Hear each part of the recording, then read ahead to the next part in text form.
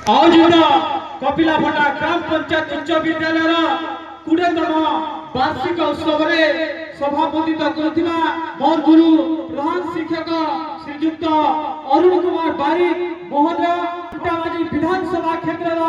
गर्व गौरव कंटामाजी विधायक माननीय श्रीयुक्त लक्ष्मण बाग महोदय, आज मुख्य वक्ता भाव जोग भालुमुंडा प्रसन्नपाल उच्च माध्यमिक विद्यालय अध्यक्ष श्रीयुक्त सुरेंद्र कुमार प्रधानी महोदय एवं मंचासीन समस्त अतिथि मानू शुभेच्छा देती मो सम्मुखें बसवा ए अंचल विशिष्ट व्यक्ति विशेष छात्र छात्री समस्त को स्वागत जनाऊँगी। दिने कि दिन नुहे यह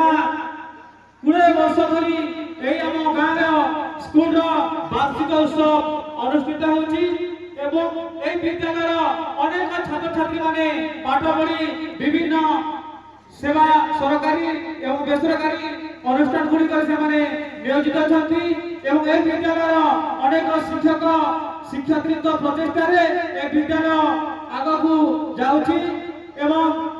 समस्त छात्र छात्री माने क्रीड़ा क्षेत्र हो कला क्षेत्र हो जिला राज्य स्तर में ना रखी मु कंटामाली विधायक महोदय को धन्यवाद देवी।